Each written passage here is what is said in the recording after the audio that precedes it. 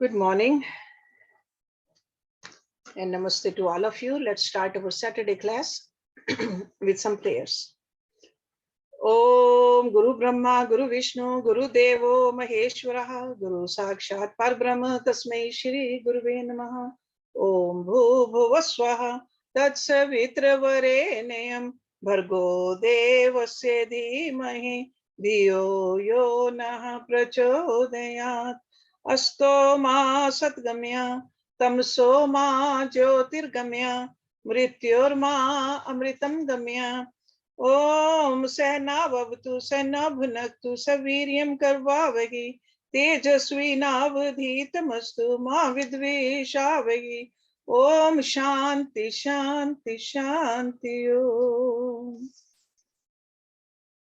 So Vivekachudamani, verse number 29, 529 or 528, so you can look at your own book.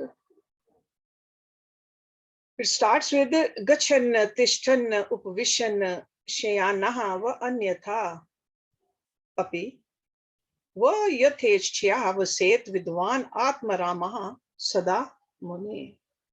So these are the words spoken by a guru after the student realized the truth. So this is almost like a final advice guru is giving to the student. So Gachan, going, Tishtan, staying, Upvishan, sitting, Shyanaha, lying down, Va means or, Anyatha, in any other state, Api also, Va or, Yathechyaha, as per his desires, Yatha Ichha, Veset, lives, Vidwan, the wise person, Atma Ramaha, reveling in the self, Sada, always, Muni, the enlightened sage. So Guru is saying that whether going or staying, sitting or lying down, or in any other state, the enlightened sage, whose sole pleasure is in the Atma, lives ever at ease. So that means that connected with that supreme bliss, no matter what the body is doing, is blissful. So this is how a realized person always lives. Always. See, we are happy only when the circumstances are conducive. The realized person is in bliss always, Sada.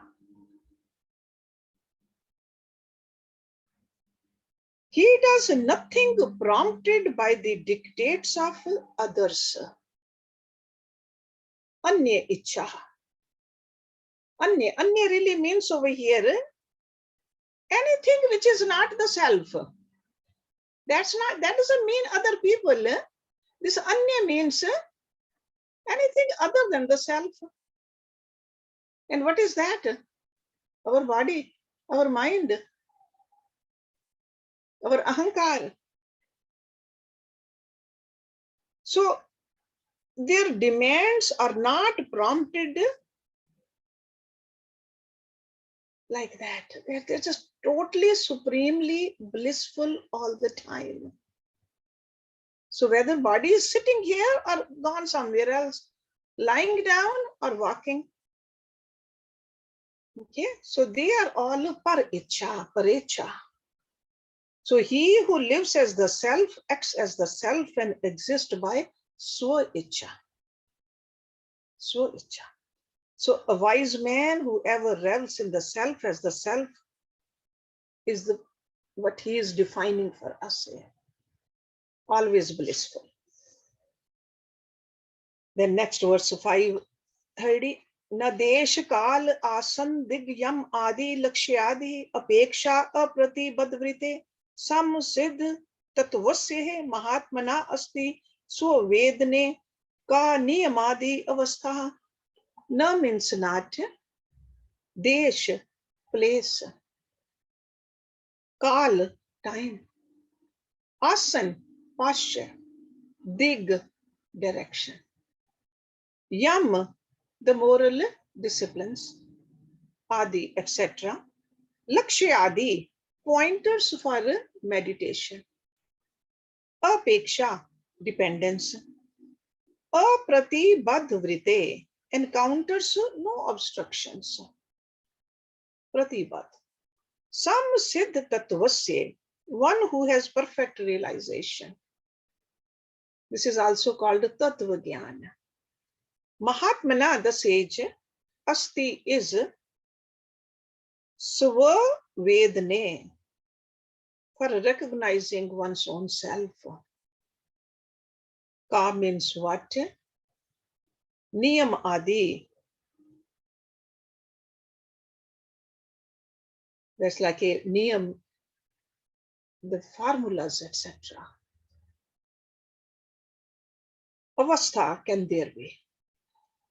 The sage who has perfect realization of the truth, the essence, and whose mind encounters no obstruction, no more relies upon conditions of place, time, posture, direction, moral discipline, objects of meditation, etc. What formula can there be for recognizing one's own self? When we just start our sadhana, that means the spiritual practices are undertaken. Sure, in the beginning, some instructions are given. So that is like in the initial stages, strict adherence to those instructions will help us. Otherwise, we will not get anywhere. But as we progress on the path of spirituality, then all these instructions which are given earlier, they don't have much meaning. For example, the desh means the place.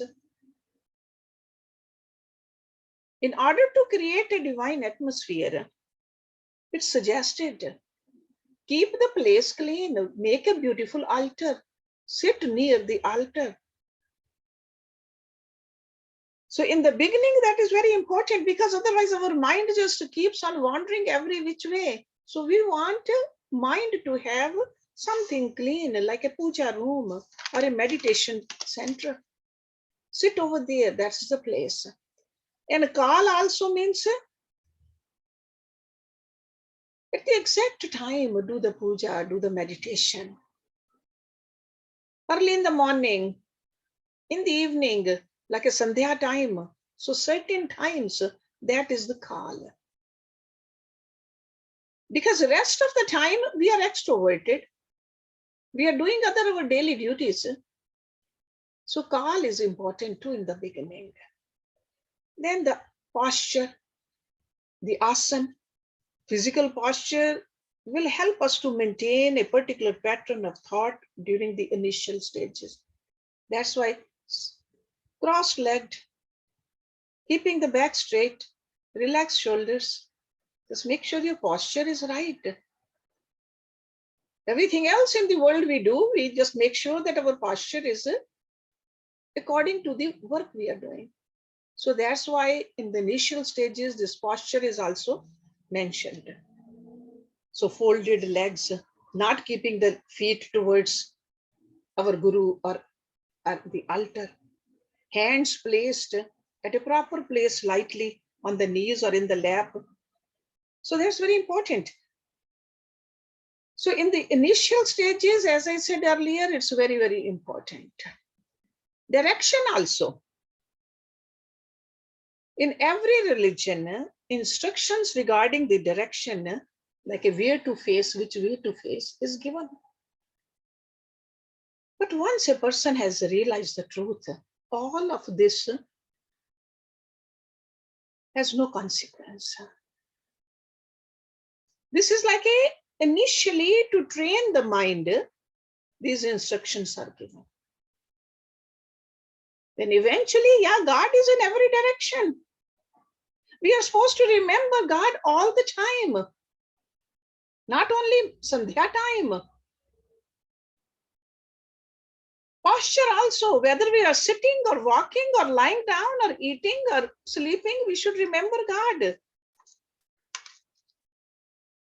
And the desh also, whether we are in our puja room or whether we are in a, walking outside or we are at a workplace, remember God. So remember this desh, kal, asan, direction, adi, or even lakshya. Lakshya means object of your meditation. You want to see God in your guru or you want to see God in some deity, that's the lakshya. But eventually God is everywhere in everybody. But we got to start from somewhere. So this is what this verse means. The sage who has perfect realization of truth and whose mind encounters no obstructions. So these instructions are so that our mind listens to us. So this person does not rely upon the conditions of the place, time, posture, direction, or even the yam and the names. No formula is needed for this person. Formula has done its job. And person has the tattva gyan. So that's why he says, what rules can there be for one who has realized the self? In other words, the means are only to reach the goal. In the goal, there are no means. Ladder is just to climb up on the roof. Once you're on the roof, there's no need for the ladder. Let's look at the next one. 531. Ghata ayam iti vigyatum niyamak anuvekshate vina parman sushuštutvam yasmin sati padarthadhi. Ghat. Ghat means the pot. Ayam. This is iti, thus, vigyatum, to know. Niyam, conditions. Ka means what? Anavekshate is necessary. Bina means without. Parman sushuštutvam, the proper use of proper means of knowledge.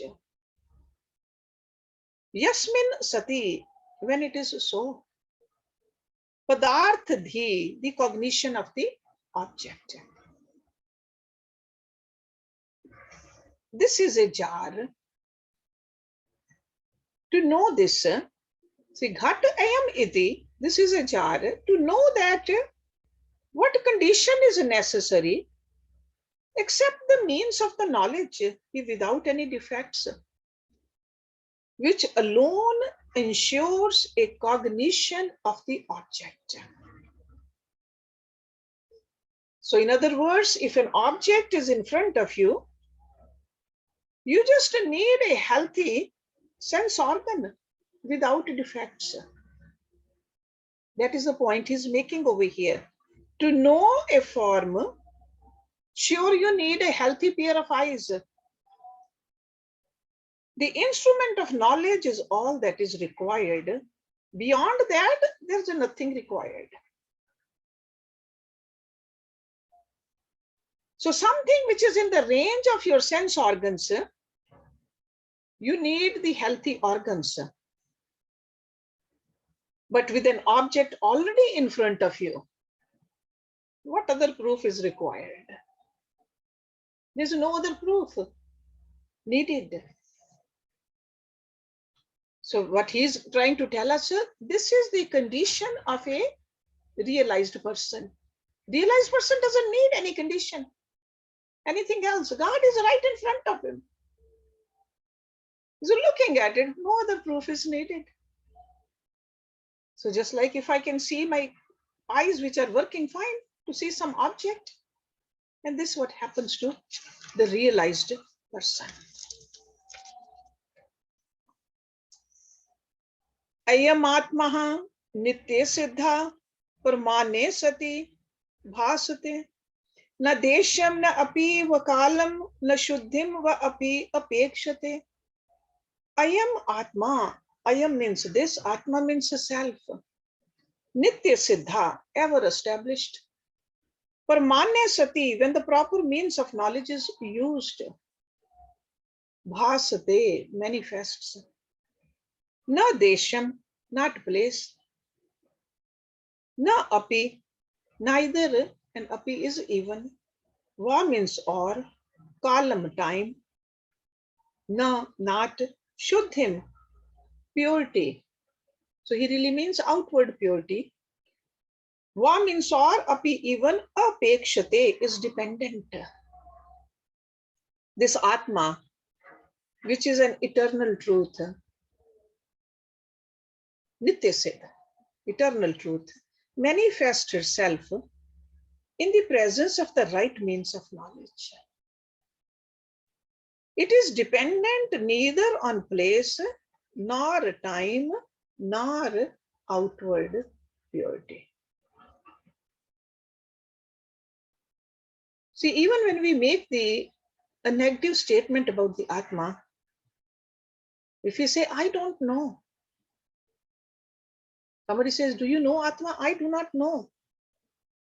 Atma is still present. How do you know that you do not know?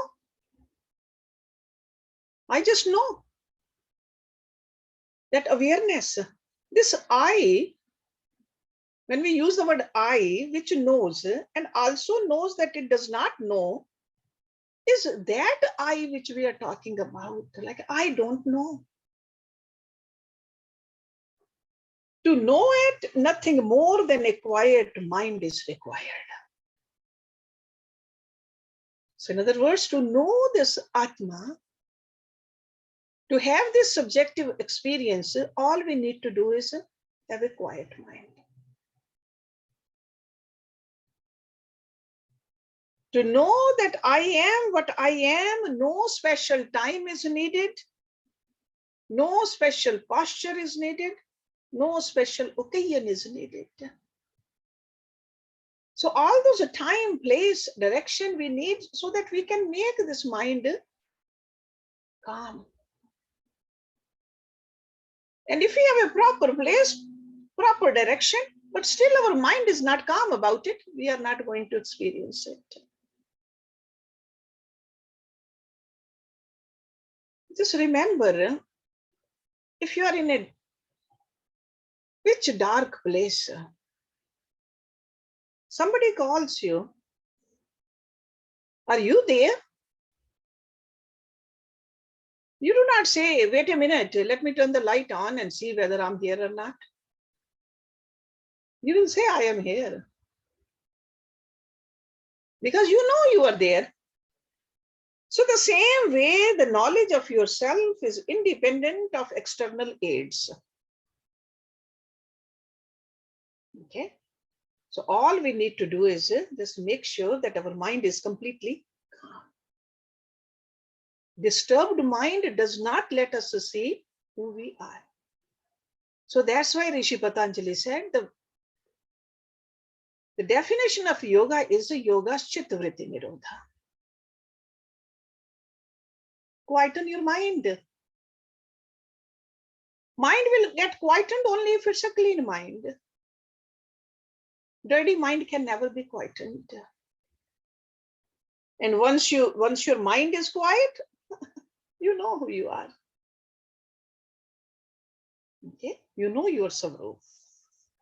So this is what Shankaracharya is talking about. Okay, so outer circumstances, outer place, outer things. Sure, in the initial stages, we need to take care of it. But the goal is to quieten your mind, clean your mind. Next one, 533. Devdataha aham iti etat vijnanam nirpekshakam tad vad brahma vida api asye brahm aham iti vednam. So Devdat, he's using this somebody's name as Devdat. You can put your own name instead of this if you want to. So, Devdat, aham, I am Devdat. Iti das, etat this. Vigyanam, direct knowledge. Nirpekshakam, independent of any conditions. Tadvad, in the same way. Brahmavida, knowers of Brahm. Api also, asya, of this. Brahm, aham, I am. Iti, this. Vedanam, knowledge. I am Devdat. This knowledge is independent of conditions.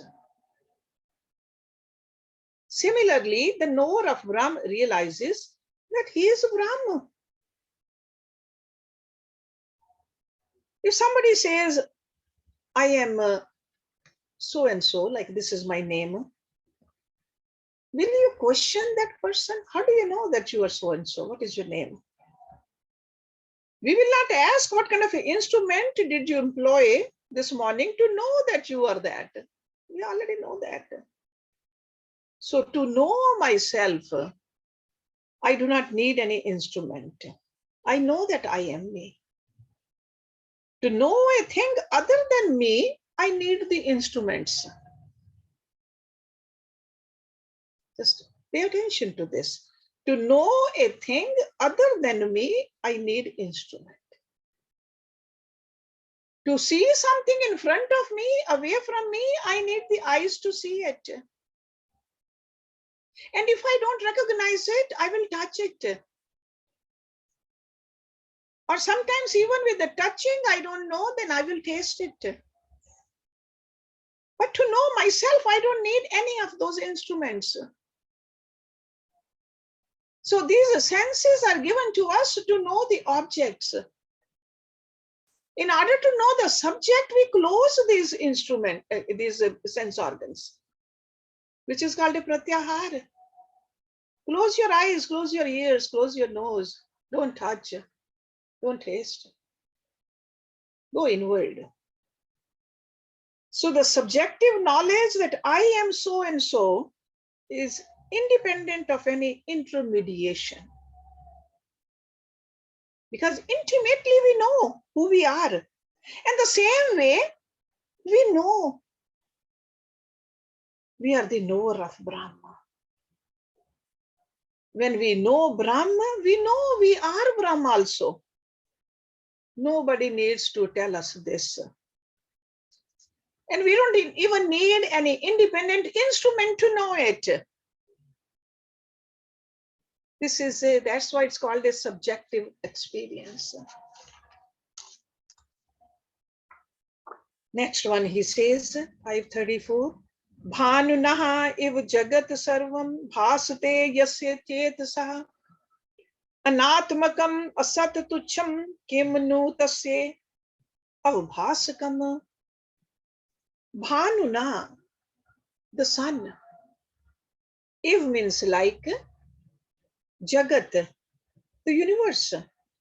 Sarvam, all, entire. Bhasate, shines, illuminate. Yasya, of whom. Tejasa, by its effulgence. Anatmakam. Anatmakam is not self or fallacious. Asat, unreal. Tucham, unimportant. Tucham, like a false. Kim means what? Nu means indeed. Tasya, of it. Avbhasakam, can illuminate. What indeed can manifest? That whose effulgence, like the sun, cause the entire fallacious, unreal, and unimportant universe to appear at all. So, in other words, all the objects in the world, they borrow the light from the sun. So that's why he's giving us an analogy of the sun. Because even the moon at night, when we see its shining, it has borrowed the light of the sun. So the objects of the world borrow the light of the sun and reflect it back. So the same way,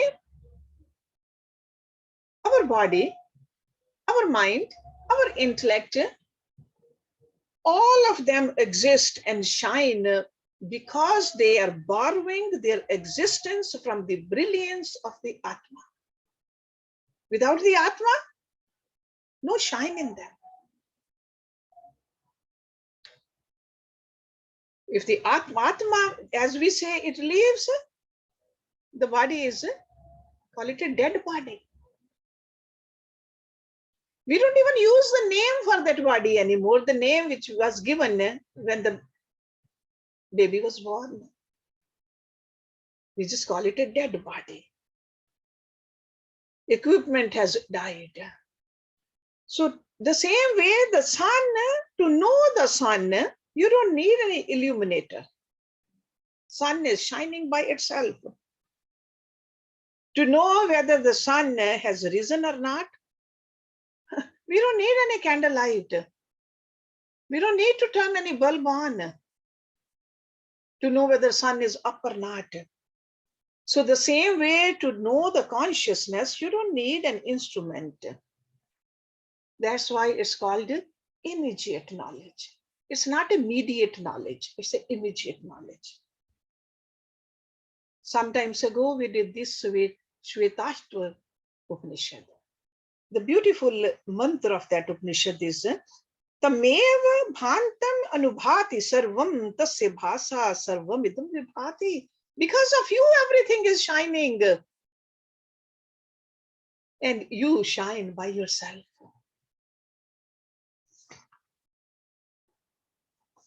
(535)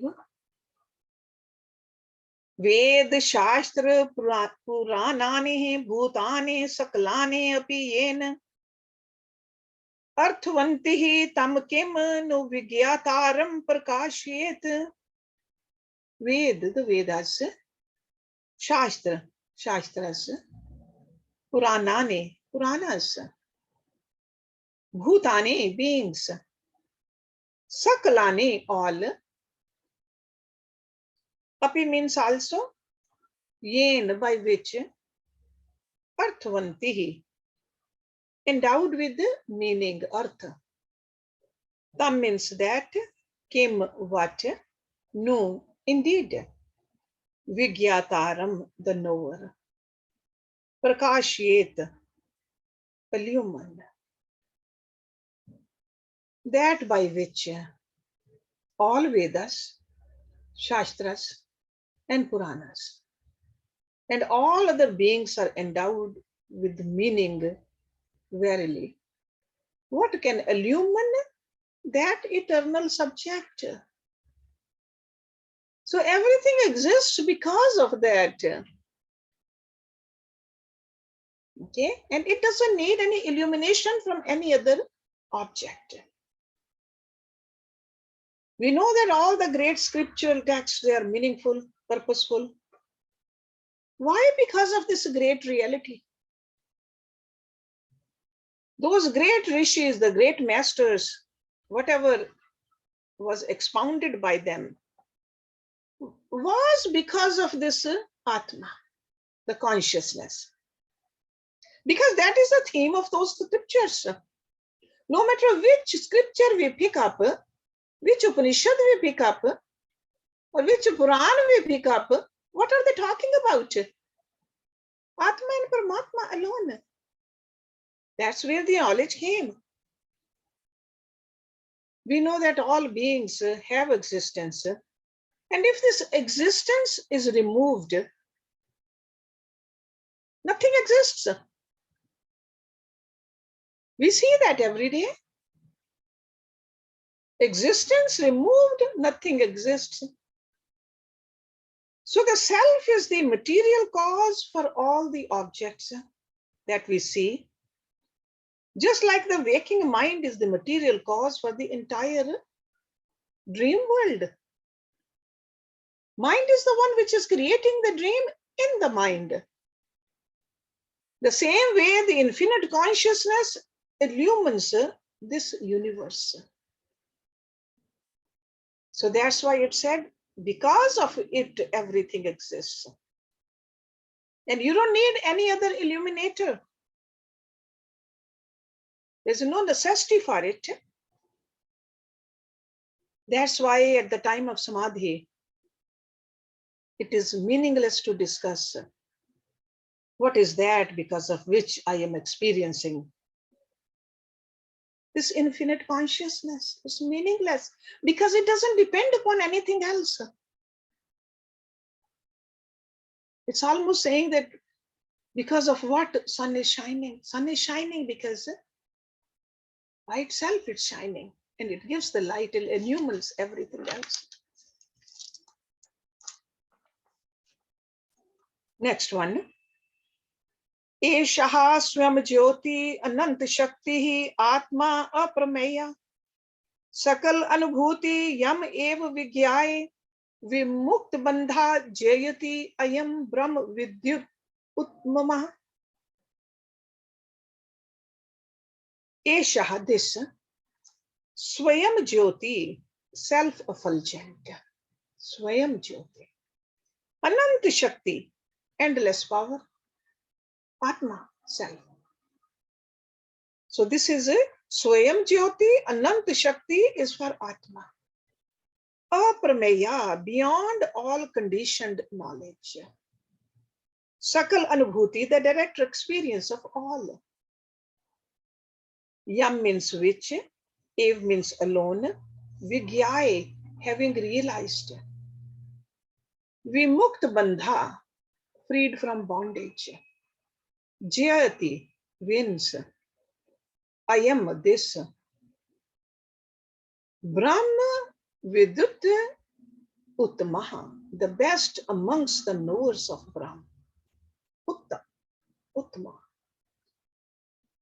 Here is the self-effulgent Atma of endless power beyond all conditioned knowledge, yet the direct experience of all. Freed from bondage, realizing this alone, the best among the knowers of Brahma lives his of victory. So first thing he says, the Atma is self-effulgent, which we have read many, many times, and is infinite power. And this is what who we are. See, whenever we are depending upon something else other than this Atma, we are depending upon something lot less. Why not know ourselves? Spend some time to know ourselves. Infinite power, self-effulgent. The power of the universe is its capacity to produce, nourish, and destroy. And this capacity is because of the infinite, omnipotent, all-powerful. So whether it's the macrocosm or microcosm, this macrocosm, that is a God is sustaining and creating and taking care of it. This microcosm, this Atma is taking care of it. So doesn't this become very important to know myself? Who am I? Then he says the self is indefinable, aprameya. Something which is conditioned can be defined. Finite things can be defined. That it's this big or this tall or this color. Those are finite things. But something which is eternal, something which is infinite, something which doesn't have any parts, no color, how can you define it? Who can talk about it? Because it's beyond all definitions, beyond all conditioned knowledge. But to remember that. Sometimes we say that, no, there's a definition of Atma. No, those are only pointers towards the Atma and Paramatma. We cannot define God, we cannot define Atma. Even when we say it's Anant, do we really know what Anant is? This is the only word we speak. We have to experience it. And it is a universal experience of all living creatures. That's why it is not a void. We cannot say it's a shunya. It's experience of everybody. Everyone knows that there's a consciousness. So this is within the experience of everybody, but nobody can describe it. But we need to realize it. By realizing the infinite, one is liberated from all bondage. Yameva vigyaya vimukta bandho, and we want to become liberated. Nobody likes this bondage. We saw that even during COVID, when we were told to stay inside our homes, even though it was for our own good. We didn't like that freedom. The minute we got the vaccination, we wanted to get out. The minute we are told now, there's no need to wear the mask, we don't wear masks. Because that's all bondage. But over here, we got to look at it. How much bondage we are. And he is telling us how to get out of this bondage too. And after that, one will live gloriously, victoriously. Jayati ayam Brahma vidut utma. The best among the best, uttam, best among the best. We always want to become best. That is inherent in all of us. We want to keep on expanding. We want to keep on exploring. We want to become better and better.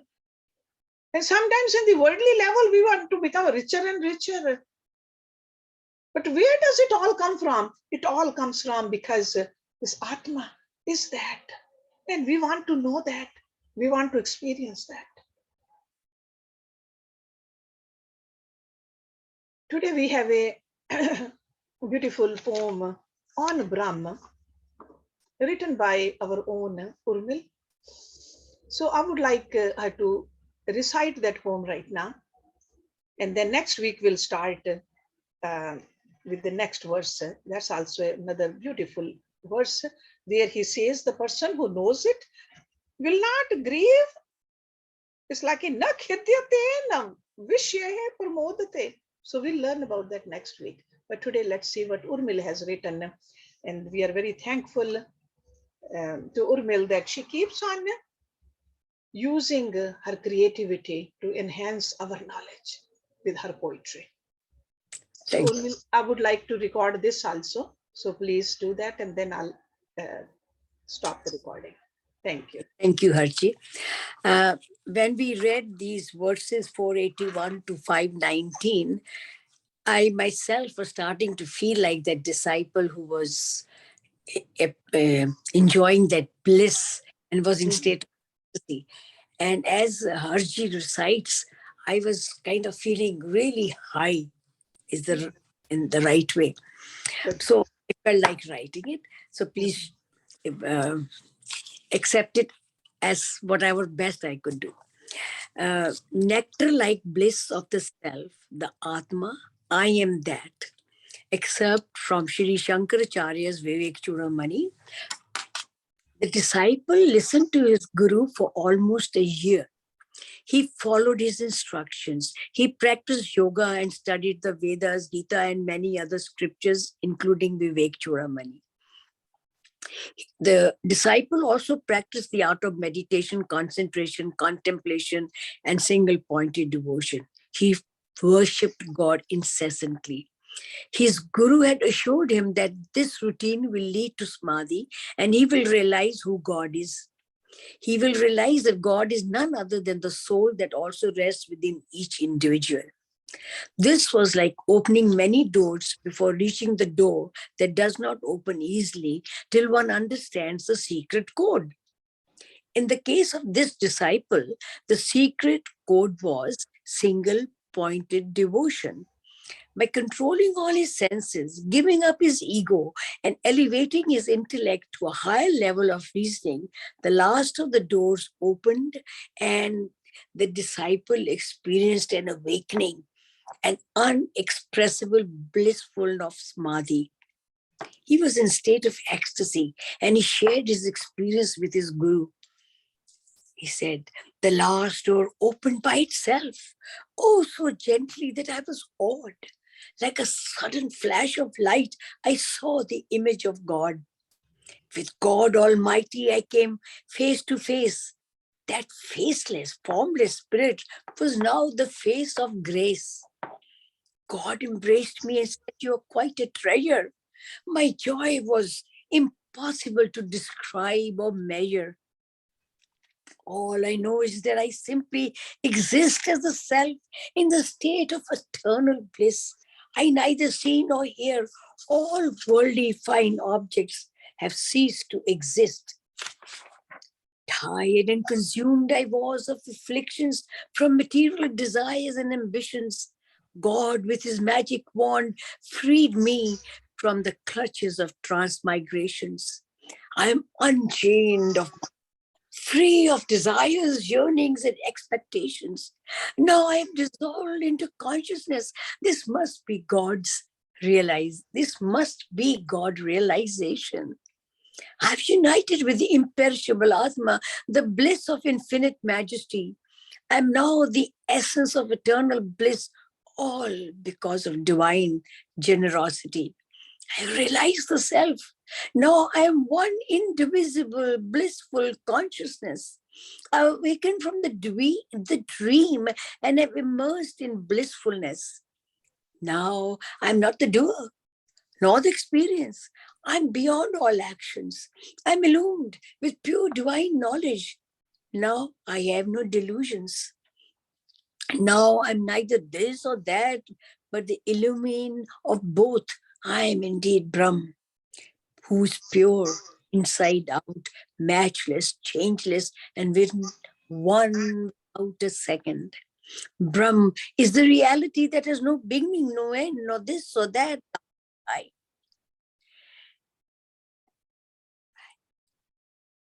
I am one with that Brahm, and one Brahm who is without a second. Brahm is the Lord of all. This is the realization I had in a split second. I feel as if I'm Narayana, the slayer of Naraka, the powerful demon. I feel like the destroyer of Tripura, the invulnerable demon. I'm like the supreme being, the refuge of all, the ruler and all. I acknowledge absolute, the witness of everything, one and all. Nothing limits me now. I feel complete and whole. I am self-effulgent. I know that I am the indefinable Atma, all-pervading and ever-existent. I am a piece of that Atma which is formless, mindless, changeless, actionless, perpetual, indivisible, and partless. I am like the Kula mountain, strong, stable, and motionless for sure. I am like the mighty ocean, limitless in space and without shores. Just as the sky is above the clouds, disassociated and intangible, so is the Atma and so am I, above all things worldly and enjoyable. Just as the sun is the witness of all things illumined, fire has the power to burn, the rope is related to things overlaid, so am I, linked to the Atma. I confirm. I am transcendent Atma, the supreme Brahman, one without a second, beyond the range of senses. I am beyond bondage, beyond freedom. I am not attached to million modifications of nature, Prakriti. As clouds don't touch the sky, the traits of the body don't affect me. From sea to sea and like the infinite sky, I'm free from the start to the end. I am that truth, knowledge, and bliss. I am Brahman without a second. I am the soul of all. I am eternal. I am all. I am beyond all. I am Brahman, Lord of all, one universal conscious all in all. I am that Brahman, the support of all, the eliminator of all things, omnipresent, which has infinite forms, pure, absolute, unmoved, eternal, and incessant. I am that Brahman, which is the inmost essence of all, one without a second. I am Sat Chit Anand, truth, knowledge, and bliss absolute, self-evident. O benevolent Guru, I bow down to thee and I hold you in high esteem. O Master, thank you for awakening me from Maya, the worldly dream. Salutation to thee, O King among the teachers, who art the only reality, one who is pure consciousness, shining in his own glory with great dignity. That's it. Thank you. Thank you so much, Urmil. It's my heart is exploding. Very nice. Beautiful. Beautiful, beautiful. Urmil. Beautiful, Very nice. Urmil.